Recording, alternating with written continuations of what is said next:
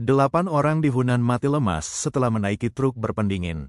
Pada tanggal 15 Juni di Kabupaten Yaxin, Kota Pingdingsan, Provinsi Hunan, 8 orang secara tragis ditemukan tewas karena mati lemas di dalam sebuah truk berpendingin ringan yang mengangkut penumpang secara ilegal.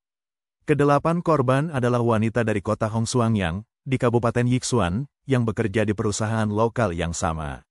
Saat ini pengemudi dan pihak-pihak yang bertanggung jawab lainnya telah ditahan. Penyebab pasti insiden tersebut masih dalam penyelidikan. Warganet berbagi kesedihan mereka secara online. Beberapa orang mencatat bahwa hal ini terjadi ketika pekerja migran kembali ke rumah atau berangkat kerja, yang mungkin menggunakan mobil itu untuk menghemat uang. Ini sangat memilukan. Orang lain mempertanyakan penggunaan truk berpendingin untuk transportasi, dan berkomentar bahwa bagaimana bisa begitu banyak orang diangkut dengan truk berpendingin. Sungguh tragis 8 nyawa hilang di ruang tertutup seperti itu. Teriakan minta tolong tidak terdengar. Kita harus belajar dari hal ini untuk menghindari tragedi di masa depan.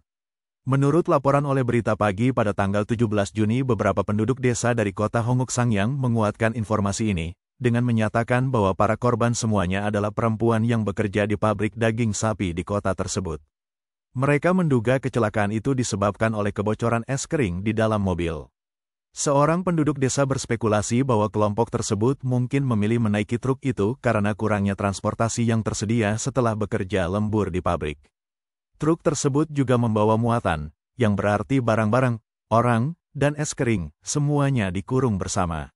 Pejabat pemerintah dari kota Hongsuangyang membenarkan bahwa mobil tersebut milik sebuah perusahaan di zona teknologi tinggi, dan 8 korban adalah karyawan perusahaan tersebut. Namun staf dari kantor komprehensif Komite Manajemen Zona Teknologi Tinggi, yang masih dalam proses penyelidikan, tidak mengetahui secara spesifik insiden tersebut. Biro Manajemen Darurat Zona Teknologi Tinggi hanya mengakui keterlibatan mereka dalam penyelidikan.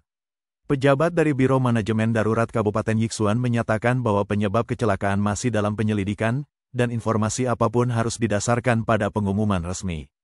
Jimu News melaporkan bahwa seorang anggota Komite Desa Sali di kota Hongsuangyang mengungkapkan bahwa 3 wanita yang meninggal sebagian besar berusia 40-an dan merupakan pencari nafkah utama bagi keluarga mereka. Mereka sedang dalam perjalanan pulang kerja pada malam kejadian.